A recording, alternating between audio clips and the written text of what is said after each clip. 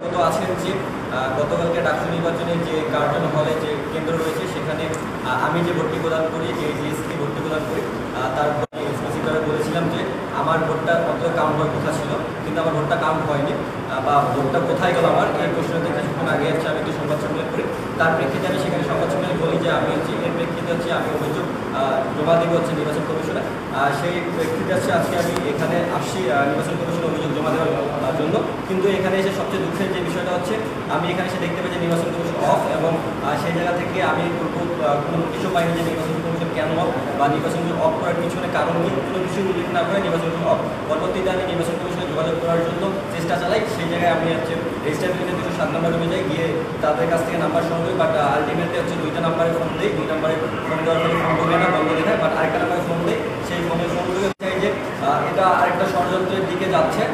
কারণ হচ্ছে আজকে দেখেন আজকে ডাকসু নির্বাচনের ফলাফল ঘোষণা করেছে, কিন্তু আমাদের যে অভিযোগগুলো আমরা অভিযোগগুলো যেটাই অভিযোগ যেই অভিযোগ আমরা তো অভিযোগগুলো জমা দেবো, তা না হয় তারা ভোট করে নির্বাচন করে বন্ধ করে দিচ্ছে। এটা আমার ক্ষেত্রে আবার সন্দেহের কি আর তীব্রতা বাড়তেছে যে আসলে এখানে ভিত্তি পাওয়া লাগবে। তারা যদিও তারা একটা অজুহাত দেখাতে পারে, যদি তারা বলে যে হ্যাঁ আমরা কাজে সারা কাজ করেছি, কাজ করে ক্লাস আজকে পেরেছি, বাট আলটিমেটলি আপনার ঢাকা বিশ্ববিদ্যালয় কর্মীর তো অভাব পড়ে, বা আপনার একজন দপ্তরকে রেখে দেন বা যে কাউকে রেখে দেন, সেক্ষেত্রে আপনি সেটা না করে নির্বাচন কমিশনে বন্ধ করেছেন। তারপরে আলটিমেটলি আপনার কী জানাতে চাচ্ছেন যে আমরা কি আর কোনো অভিযোগ দিতে পারবো না? পরবর্তীতে যখন আমরা বিভিন্ন মাধ্যমে অভিযোগ জানাবো বা অভিযোগ বলবো, তখন আপনারা সেটা বলবেন যে আমাদের কাছে কোনো অভিযোগই আসে নাই, আমরা কোনো অভিযোগই পাই নাই, এটা মিথ্যা, এরকম করে আপনারা চালাই দিতে পারেন। সেই জায়গাতে আমরা আসছি যে আমরা এখানে আসছি সিলেট গভর্নমেন্টের যে ডাকসু নির্বাচন কমিশন অভিযোগ দেওয়ার জন্য আসছি, বাট আমরা অভিযোগ দেওয়ার জন্য প্রপার জায়গাটা পাই নাই, এবং আমরা যে নির্বাচন কমিশন অভিযোগ দেবো সেই নির্বাচন কমিশন বন্ধ। সেই জায়গা থেকে আমার স্পষ্ট ভাষা আছে যতই ষড়যন্ত্র করেন আমরা আমাদের যে অভিযোগ, আমার অভিযোগকে আপনারা গ্রহণ করতে হবে, আমার অভিযোগকে তদন্ত করে আমার যে চাওয়া, আমার যে নির্বাচনের যে ভোটটা, আমার ভোটটা গেল কোথায়, এটা আপনাদেরকে জানাতে হবে। জি, ধন্যবাদ। আচ্ছা, অভিযোগটা কি আসলে?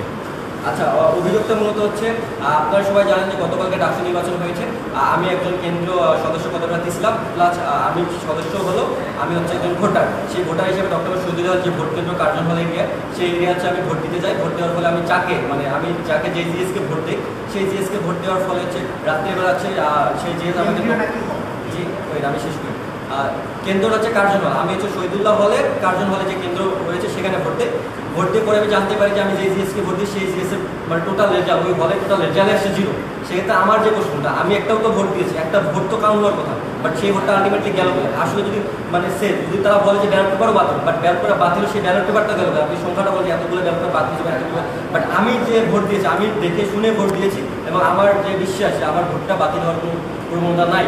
সেই জায়গাতে আমি বলতে চাই যে আমার ভোটটা গেল কই, সেই জায়গায় যদি এসে আমি আবার হতাশার সম্মুখীন হলাম যে ডাকসু যে নির্বাচন কমিশন সেটাও বন্ধ, তারা রেজাল্ট দেওয়ার পর ডাকসু নির্বাচন বন্ধ করে রাখছে। কেন বন্ধ করেছে আমার ধারণার বাইরে, বাট আমি মনে করি যে এখানে আরেকটা কোনো ষড়যন্ত্র চলতেছে।